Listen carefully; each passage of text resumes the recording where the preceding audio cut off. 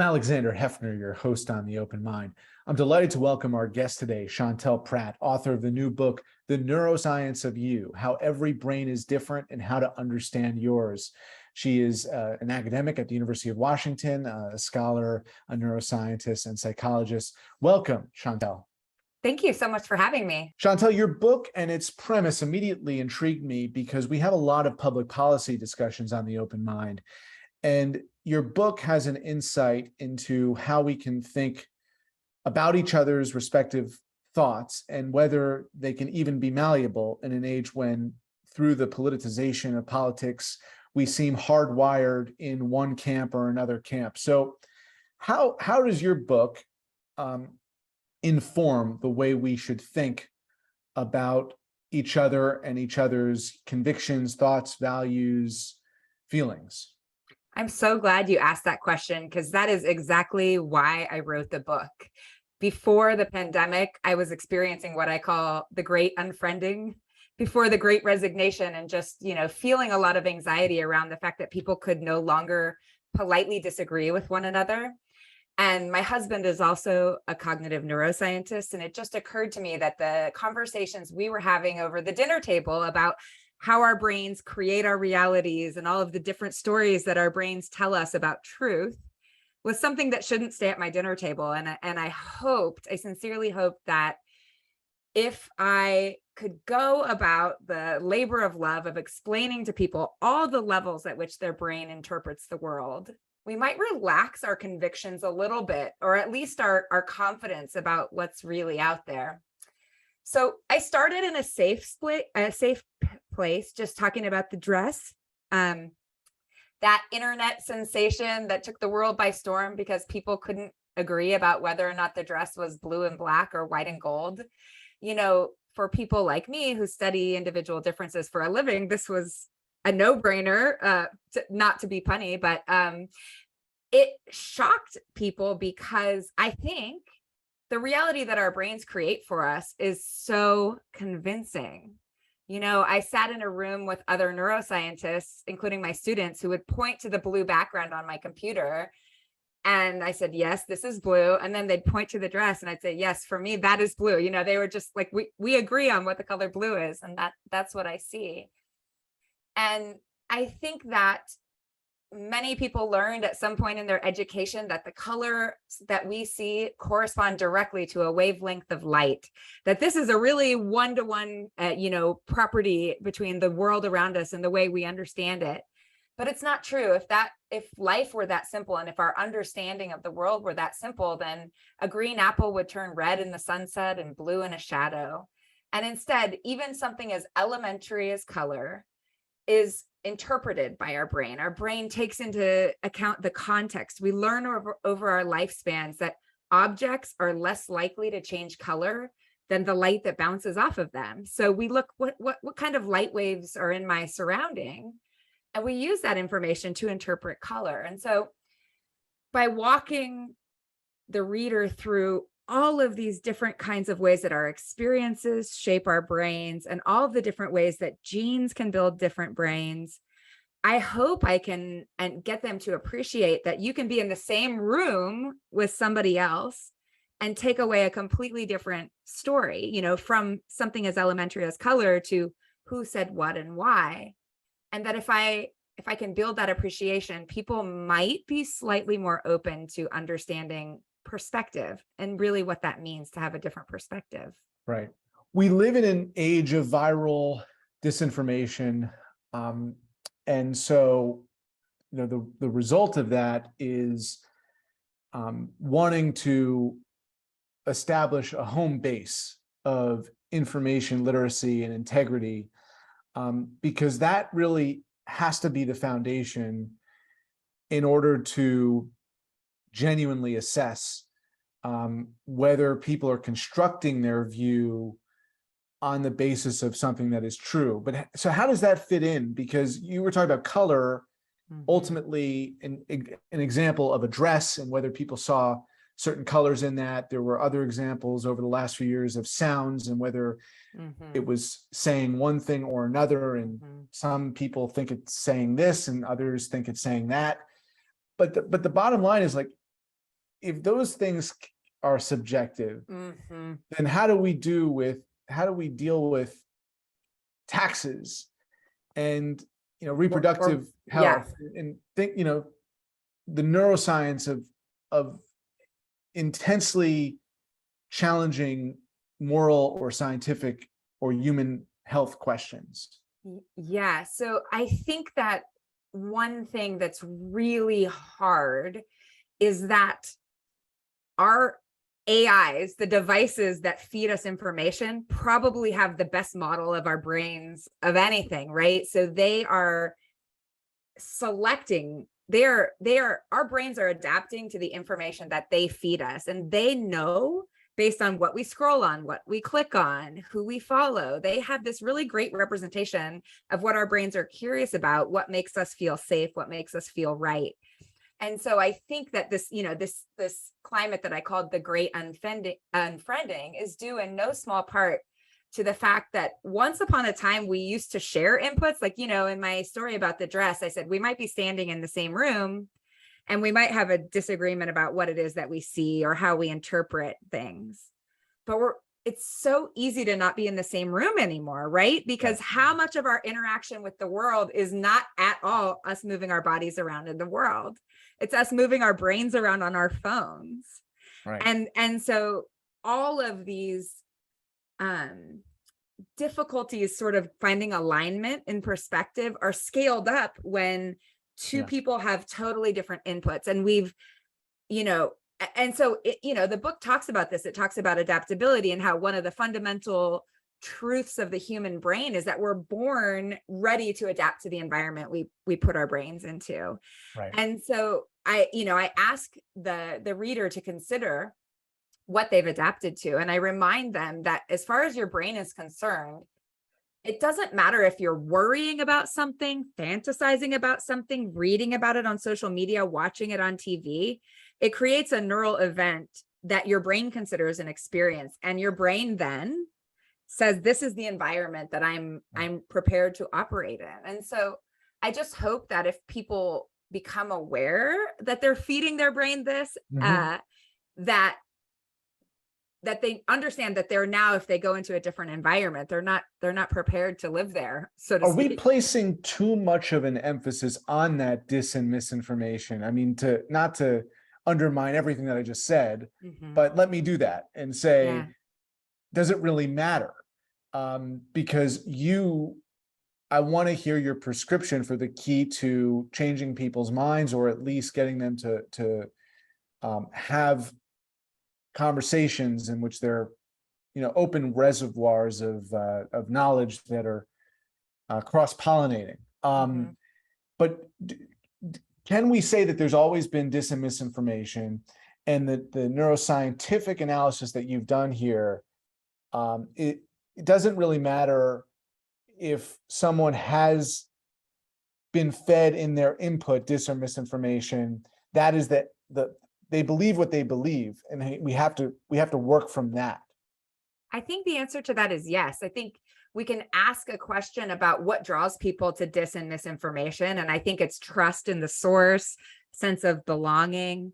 And then we can ask what prevents people from updating their beliefs or their knowledge when they're put in front of something different. And I think that the answer to that is threat. I think that curiosity is an emotion that's matched with a brain that is eager or hungry to absorb new information.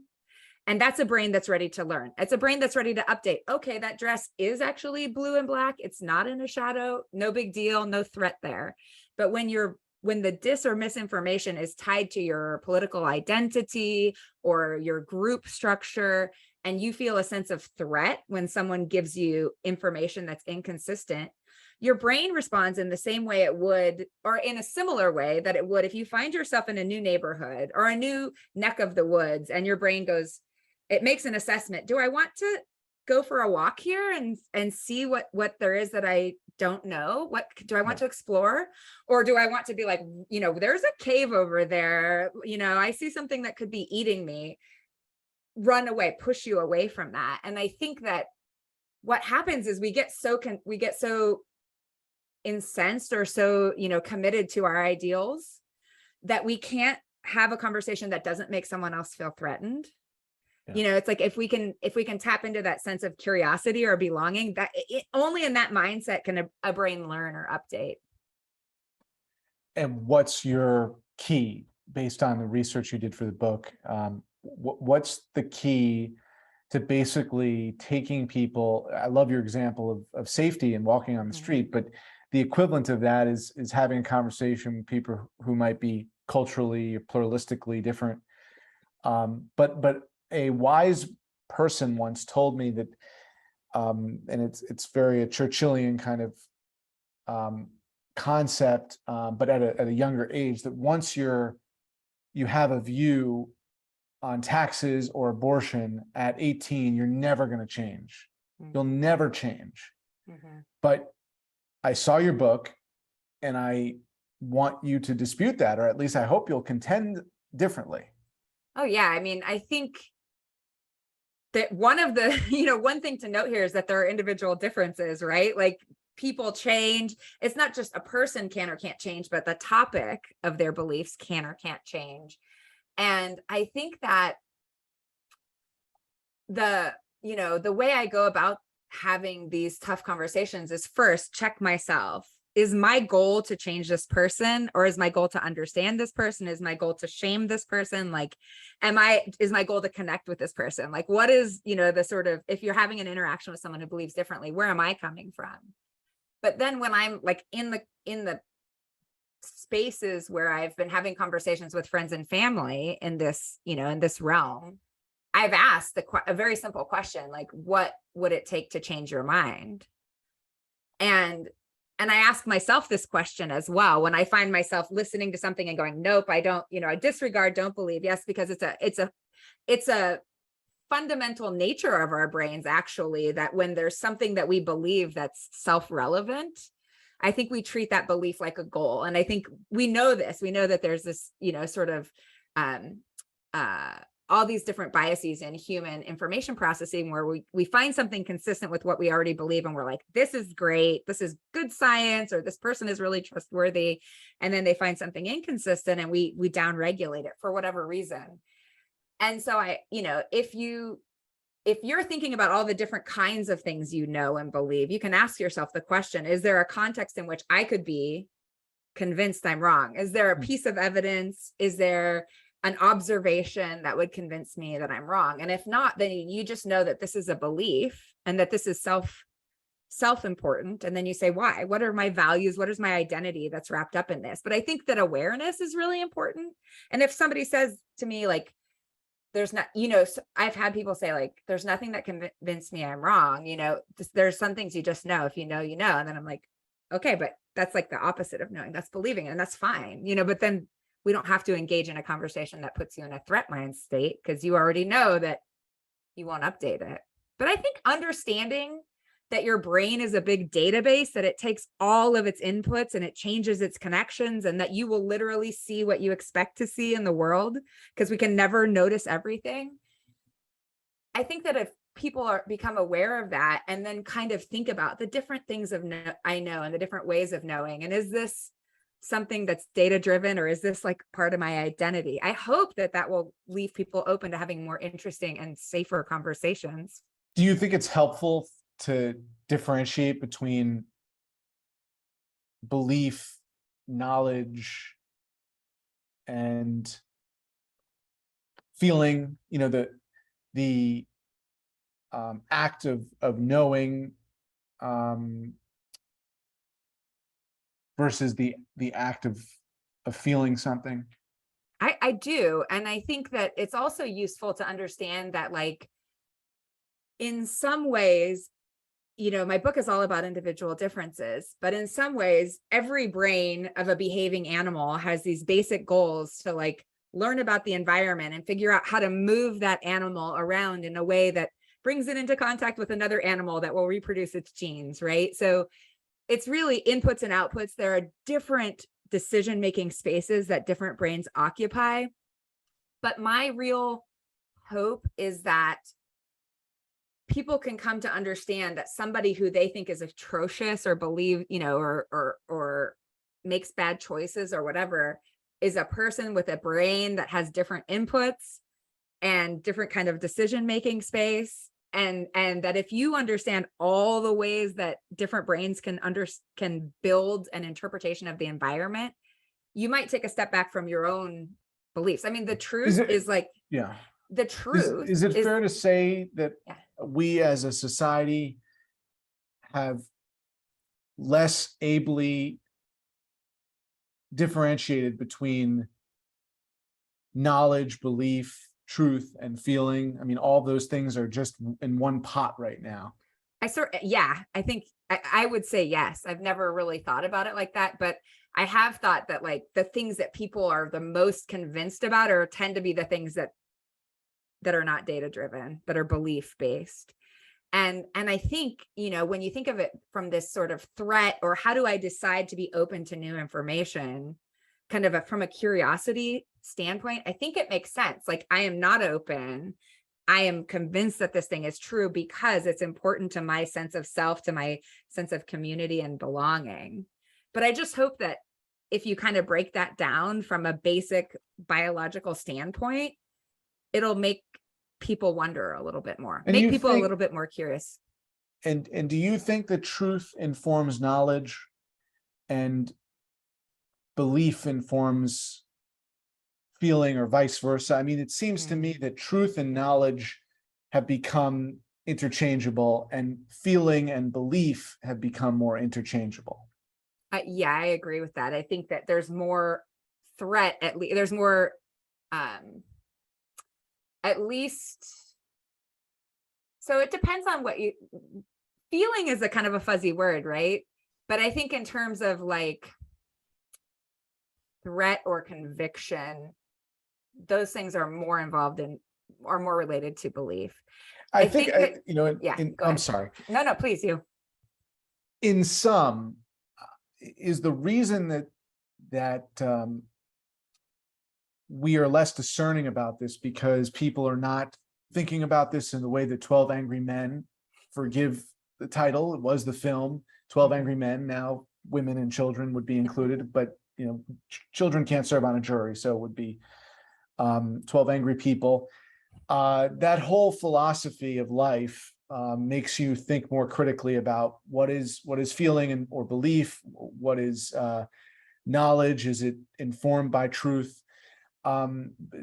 You interact with the next generation fairly often in the lab and in the classroom. So are you concerned that these incoming classes of students, maybe for the last quarter of a century, haven't watched 12 Angry Men? They don't understand the idea of being critical and differentiating between those ideas? I think that the new generation has a new culture, but I think for all of us, it's harder to think critically when you're under threat. Again, I think for all of us, it's like, I think humans are not we're all making decisions that are rational from a brain perspective, but rarely logical, rarely thinking critically about, rarely are we able to take a step out of ourselves, and kind of evaluate this belief space from a third person point of view. And I hope, my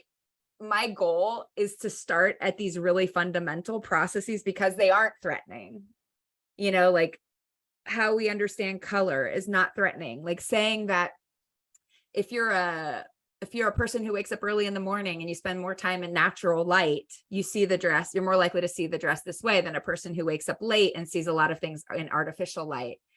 Going from that to ideas of race and how people are more likely to recognize a weapon after a black face, it's the same kind of shortcut mechanism with a lot more important, critical, real world implications.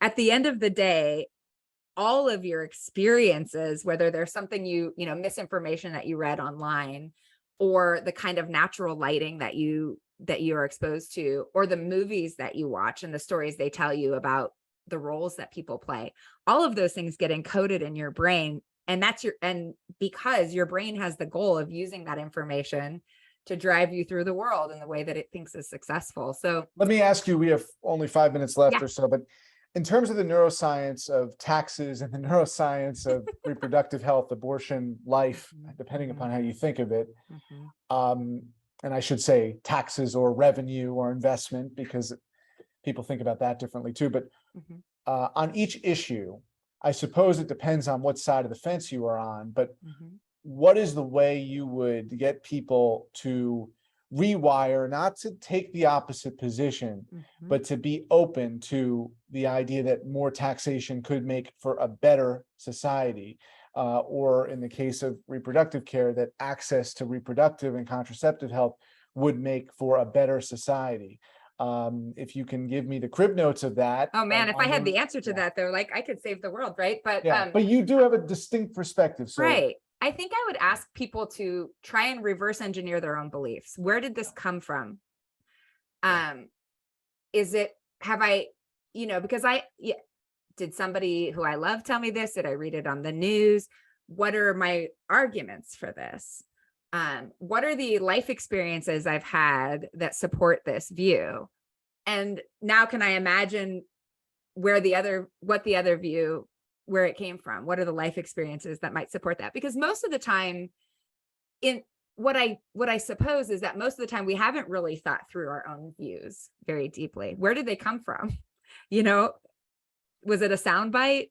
Was it 20 years of paying taxes or whatever, and I think being aware of how that knowledge lives in your brain and where it came from and what environment do I suppose that has prepared me for? Are there other environments that I think that this thing could be, a different belief could help a lot? But I think that you have to figure out where you came from and then try and be open to another person's perspective. And that's a whole nother thing. Can I make a decision that's good for the world that might not be the best for me? So really channel the cause of people's convictions. I've suggested the same to our viewers over time. I think your tactic and suggestion is spot on. Finally, this is way out of left field, so forgive me. But we did a program with Noah Hutton on his documentary In Silico on the quest to map our brains on a supercomputer, which sounds like a frightening Terminator dystopian future, right? The idea of empowering the supercomputer with the God-given human capacity. But I've thought about that a lot, and I just thought you might have some insight into this, and our viewers, if they want to explore. One thing that I would like to kind of superimpose on some sort of device is our dreams.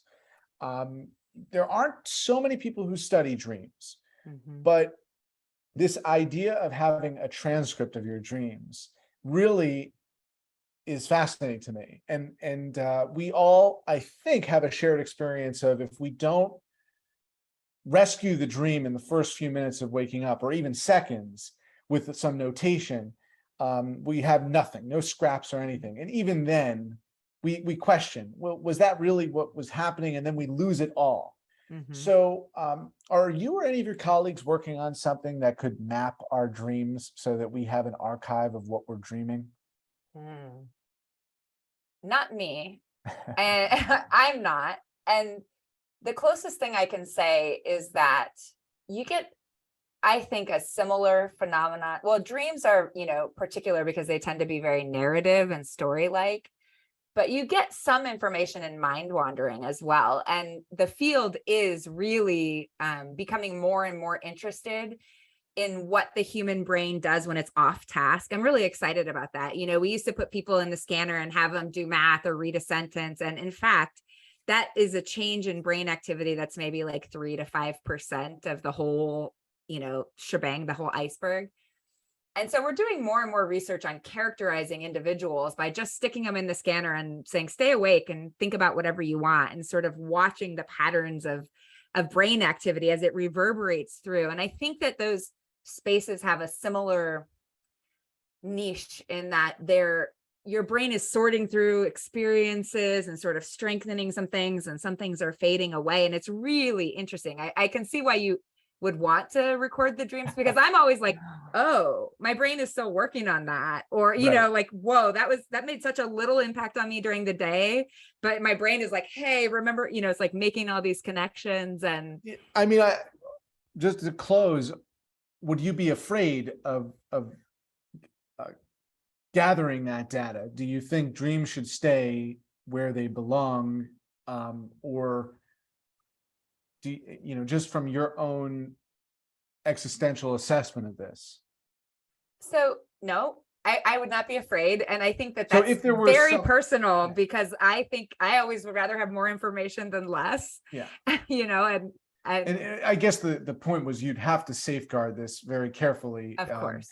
But do you think, knowing neuroscience the way you do, and experiments that are underway, do you think that this is actually something that could be feasible in our lifetimes? I think that we're getting better and better at decoding like visual imagery from activity in someone's brain. And even like people have, you know, recorded remarkable things from people who are in different levels of consciousness in a coma or something like that. So We're nearly out of time. The number of screenplays I would have written if I could have those transcripts is infinite, truly. Chantel, if you have more insight into that, we will gather it and let our viewers know, because we'd love to have an expert on that subject on the program as well. In the meantime, please check out Professor Pratt's new book, The Neuroscience of You: How Every Brain is Different and How to Understand Yours. An enlightening book and conversation today. Thank you, Chantel Prat. thank you so much. Please visit the Open Mind website at 13.org/openmind to view this program online or to access over 1,500 other interviews. And do check us out on Twitter and Facebook at Open Mind TV for updates on future programming.